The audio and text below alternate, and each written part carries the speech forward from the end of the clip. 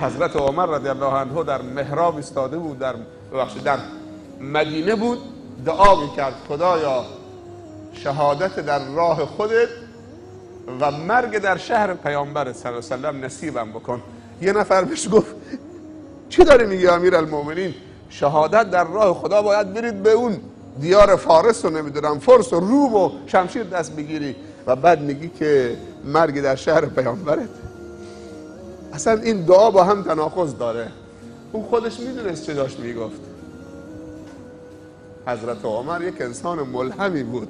آخرم در محراب پیامبر صلی الله علیه و سلم ایستاده بود، خنجر ناجوان مردانه یک ایرانی مجوسی متظاهر به دوستی که در مدینه زندگی میکرد، تو نماز از پشت خنجر دولبی داشت، دولبشو زهرآلود کرده بود. وقتی که ضربه خورد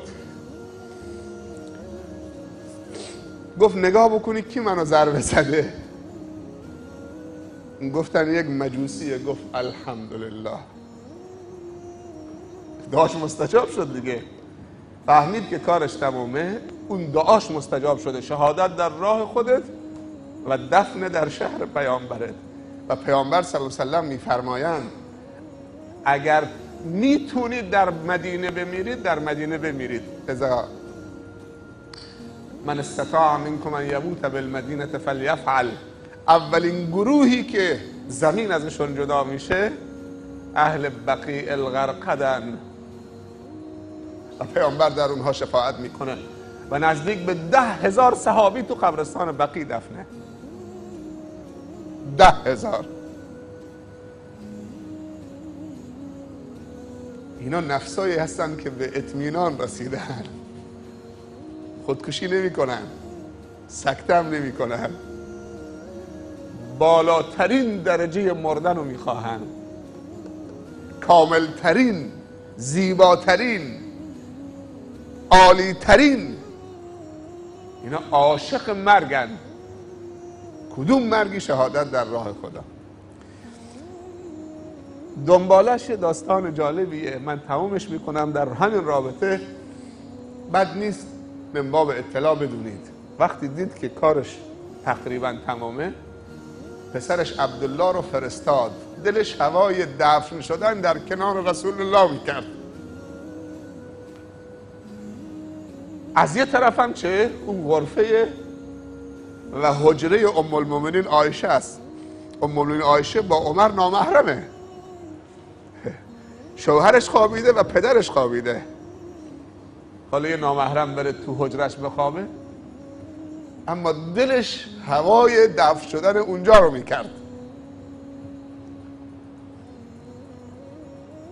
دست و پا زد، تلاش کرد، ساکت ننشست. دلش هوای دفن شدن در جوار پیامبر و صاحبش. از اونجا دیگه بهتر نیست. پسر بزرگش عبدالله رو فرستاد پیش ام المؤمنین. و پسرم سریع برو پیش ام المؤمنین عایشه، سلامو برسون، بگو امیرالمؤمنین ضربه خورده و احساس میکنه که ضربه شهادته. اگر شهید شد آیا شما بزرگواری میکنید؟ اجازه میدهید که امیرالمؤمنین کنار همسر دفن بشه؟ اینجا متعلق به توست، این حجره متعلق به توست، اینجا پدرت، اینجا شوهرته.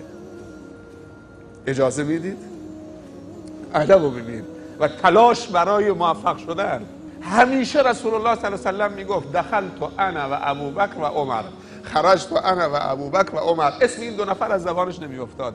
داخل شدم من و ابوبکر و عمر، بیرون رفتم من و ابوبکر و عمر، رفتیم فلانجا من و ابوبکر و عمر، آمدیم من و ابوبکر و عمر. حالا تواضع و ایثار رو ببین از اون طرف.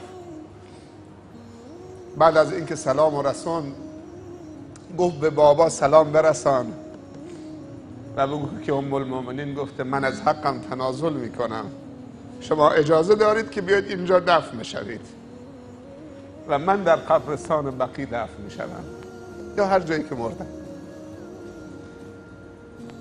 و اینطوری حضرت عمر نفس راحتی کشید و دعاش مستجاب شد و در حجره مبارک و عزیزترین همسران پیامبر صلی الله علیه وسلم، حجره ام المؤمنین عایشه، در کنار عزیزترین مردانی که پیرامون رسول الله بودن، حضرت ابوبکر صدیق، اونجا این افتخار نصیبش شد و آرام گرفت. و این آیه در حق ایشون و امثالهم: یا ایتها النفس المطمئنه ارجعی الی ربک راضیه مرضیه فادخلی فی عبادی وادخلی جنتی. باید چی بگیم؟ رضی الله عنهم. ولی خیلی ها لعنتشون میکنه. چقدر باید براشون دعا بکنیم که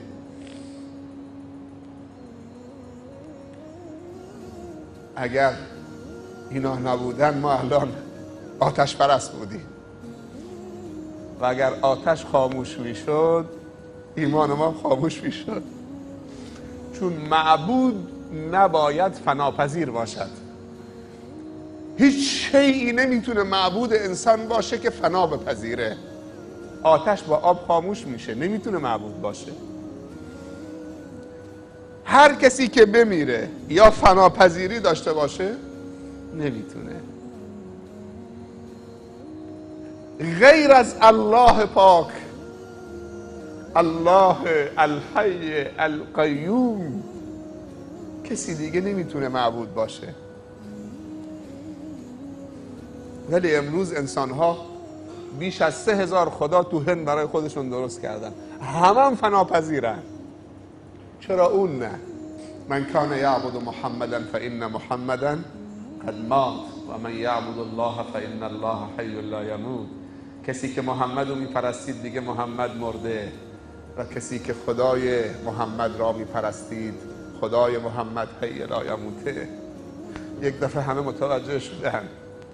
پس چطوری به نفس مطمئنه برسیم؟ خداییش تو این نماز تراویح با این تلاوت زیبا کلام رب العالمین، الا به ذکر الله تطمئن القلوب، تو این دعاها، این آمین ها، این اذکار آرامش نیست؟ الا به ذکر الله تطمئن القلوب. کتاب روانشناسی دردی رو دوا نمی‌کنه.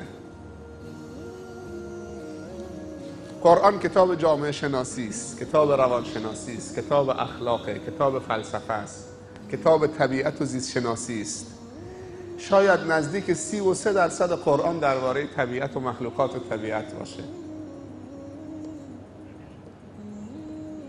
سوره مورچه، سوره زنبور، سوره فیل، سوره گاو، سوره فلان، سوره فلان، سوره عنکبوت.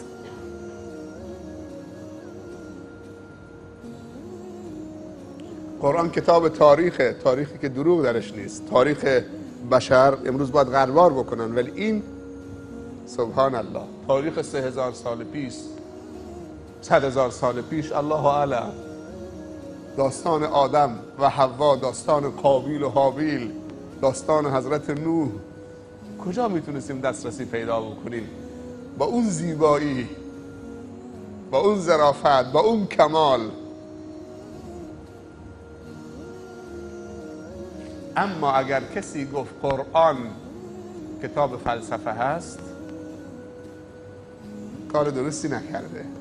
مثل این میمونه که به محمد صلی الله علیه وسلم بگن محمد فیلسوفه، نابغه است، مصلح اجتماعی است، در صورتی که پیامبر نابغه بوده، فیلسوف بوده، مصلح اجتماعی بوده، مربی بوده، معلم بوده، مدیر بوده. ولی باید بگیم محمد صلی الله علیه وسلم نبی و رسول بوده. اونایی که میگن محمد نابغه بوده، مصلح اجتماعی بوده، میخوان لقب نبوت رو ازش بگیرن. قرآن کتاب هدایته. همه اون چیزهایی که گفتم درش هست، ولی نمیگیم کتاب فلان و فلان روانشناسی. قرآن کتاب هدایته. ان هذا القرآن یهدی للتی هی اقوم. الف لام میم ذلک الکتاب لا ریب فیه هدی للمتقین. بیاید با هم یک بار دیگه بر بگردیم، شروع بکنیم با هم. شیاطین از قرآن، ترویج قرآن، روحانی قرآن، تفسیر قرآن، تعلیم قرآن خودشون رو به زمین میزنن. اونایی که بدشون میاد نمیگذارن که مردم قرآن خون بشن، قرآن فهم بشن، آرامش پیدا بکنن با قرآن، قرآن رو پیاده بکنن تو زندگیشون. زجرشون میده و خداوندم بهشون میگه قل موتو به غیظکم، بگو سکته بکنید، با غیظتون بمیرید. و امروز روز به روز آمار قرآن خوانها و اونهایی که رو به قرآن آوردن، و من آمار تابستان امسال رو به شما بدم، فقط این مؤسسه قرآنی ما خاتم النبیین سروح 12,000 نفر زیر پوششش بوده. 500 خورده ای که تو خود مؤسسه تو شفتای مختلف، 300 نفرم تو این قسمت پایین، 300 نفرم تو مسجد توفیقی، پر از قرآن، نزدیک 100 تا قرآن، کتاب ها در رابطه با قرآن، 500 تا دانش آموز در طول روز تو شفت‌های مختلف، حتی از ساعت 6:30 صبح. الا به ذکر الله تطمئن القلوب. اگه مردم با قرآن آرام گرفتن و قرآن وارد دلها و خانواده ها شد، خواب از شیاطین گرفته می شود. پیامبر صلی الله علیه و سلم می‌فرمایند وقتی که انسان مؤمن سجده برای خدا میکنه، شیطان خودشو به زمین میزنه 100 بار 1000 بار، میزنه تو سر و صورتش و فریاد میزنه ابلیس وای بر من، این بنی آدم خاکی خدا امرش کرد، از من کمتر بود، برای من سجده کن. خودش انداخت به زمین، خودشو انداخت به خاک، پیشانی رو به خاطر خدا به خاک نالون و کشید و گفت سبحان ربی الاعلا و بحمده. بهشت و رضای خدا براش واجب شد. من نتونستم سجده بکنم، لعنت خدا بر من شد. تکبر عزازیل را خار کرد، به زنجیر مهنت گرفتار کرد. تکبر آرامش از تو میگیره، حیات از تو میگیره، حسادت، تکبر، بخل، کینه، انتقام. راه قرآن ادامه داره. اگر کسی میتونست راه قرآن رو مسدود بکنه، تو این 1427 سال میتونستن.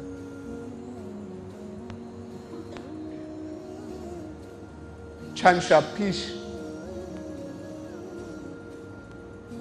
از مسجد برگشتم، تلویزیون روشن بود، فوتبال گذاشته بود. یه لحظه نگاه کردم، برزیل بود، برزیل و مکزیک. یک دفعه چشمم رفت آورد تو صحنه کاکا رو. کاکا رو میشناسید؟ جوانا میشناسن. کاکا یکی از بهترین فوتبالیست های جهانه و برزیل و با اخلاق ترین فوتبالیست های جهانه. اونقدر خونسرد و با اخلاق. اسمش کاکاست. سیاه پوست هم نیست، سفید پوسته. ایشون فکر میکنم سال گذشته من میرفتم به منطقه گاوبندی، پارسیان الان، تو مسیر راه برام مسیج آمد که کاکا مسلمان شده.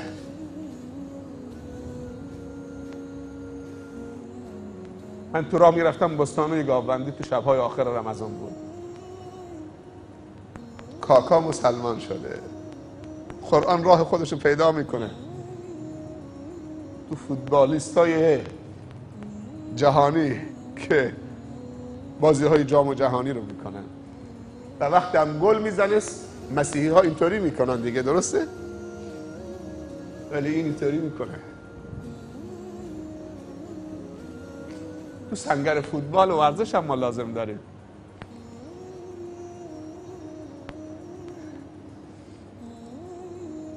یا زین الدین زیدان شاید سبب حذف فرانسه شد، سبب این شد که فرانسه دوم بشه. میدونی چه سبب شد؟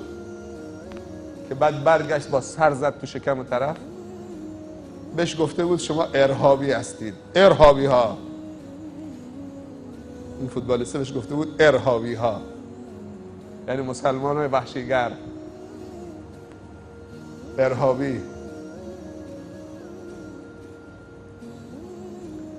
ورزشکار میخوای بشی، دانشجو میخوای بشی، پروفسور میخوای بشی، تجار و بازرگان و بازاری، هر کی میخوای بشی، تعصب دینی، تعصب درست بر اصول درست، تعصب توأم با علم و تقوا و بجا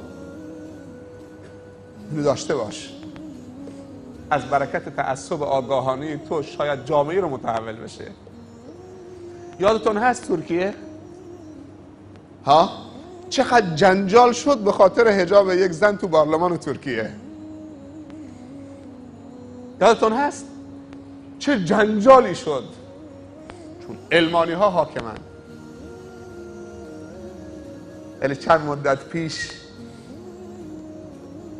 محمد گل دیگه عبدالله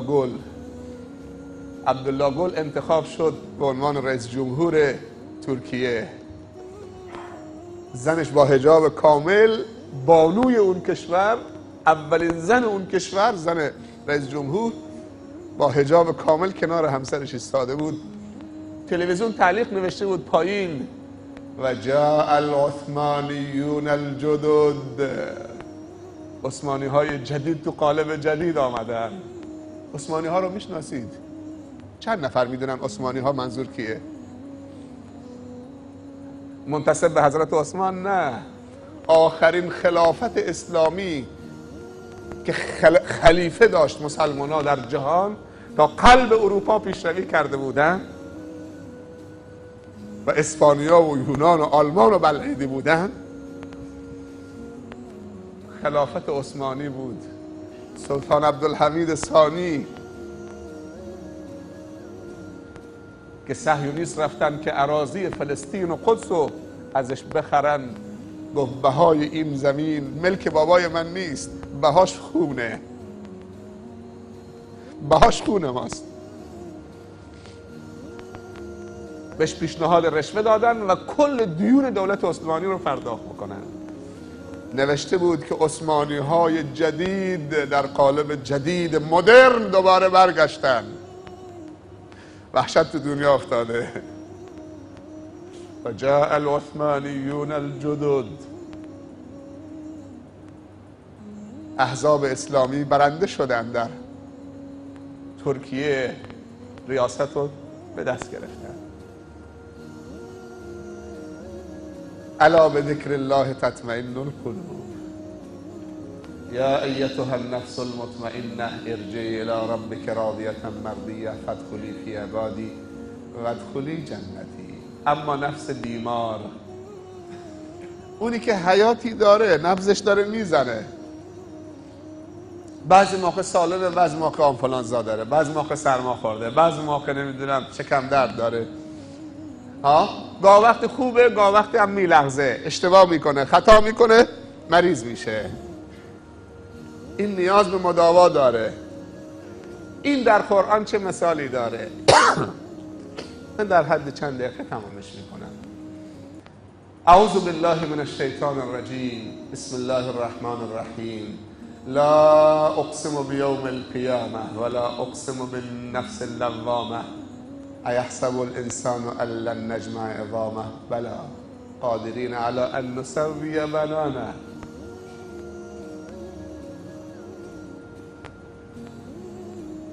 ولا اقسم بالنفس اللوامه، نفس لوامه، سرزنش کننده، نفسی که حیات داره ولی مریضه، بیماره، نفس تنگی داره، باید معالجه بشه، باید ببریم بیمارستان، بستری بکنیم.